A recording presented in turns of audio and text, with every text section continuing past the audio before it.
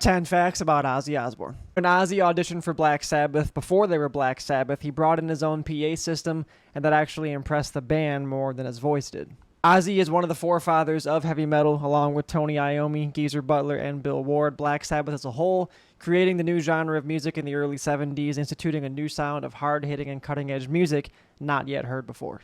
The bat incident was very much real. Ozzy had thought that it was a fake bat thrown on stage made of rubber. Ozzy would bite the head off the bat and immediately find out it was a real bat. He'd have to go to the hospital right away and get rabies shots to make sure that nothing else happened. A massive credit to the resurgence of Ozzy Osbourne's career was indeed Randy Rhoads, formerly of Quiet Riot. When Ozzy was fired from Black Sabbath in 1979, he thought he was done. He thought nothing else could happen musically for him until he met Randy Rhoads. That gave him new life. The partnership was short. It was only 2 years long due to Randy's premature passing in that horrible plane wreck in Florida, but it was able to give us Diary of a Madman and The Blizzard of Oz, Ozzy's two best albums ever. To go with being music royalty, Ozzy is also somewhat of a reality TV show royalty as well. Ozzy debuting with the Osbourne family on MTV in 2002, The Osbournes TV show, highlighting Ozzy outside of music as a dad, as a husband, kind of gave you a new perspective on Ozzy Osbourne, the human being, more so than the musician. The person who is most responsible for saving Ozzy Osbourne's life, much less his career, aside from Ozzy himself,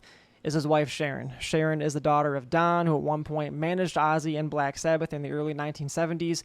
It was Sharon who went to Ozzy in the late 70s and reminded him when he was down and out and he did not think he was going to make any more music, "You are Ozzy Osbourne, you have greatness in you still. Let's get this going again," and from that point on, Ozzy never looked back. Ozzy, along with Black Sabbath, adopted their gritty and heavy sound they pioneered via their hometown of Birmingham, England. Post-war Birmingham, factories galore, mechanical environment aplenty. That kind of sound, that kind of grittiness seeped into the music and helped Ozzy and Black Sabbath pioneer that sound that they created. Ozzy was a nickname given to him as a kid. It was basically Osbourne for short. Sometimes it could be teasing, sometimes it could be fun. Ozzy eventually adopted that nickname for himself, so much so that he had taken some great polish and some sewing needles and tattooed Ozzy across his knuckles as a teenager. Scientists have legitimately studied Ozzy's DNA to find out how and why, throughout all the abuse, all of his life, he was able to live through it and not ever pass away.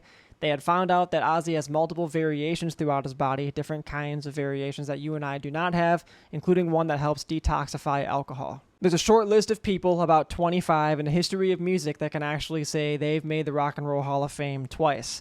Ozzy is one of those people.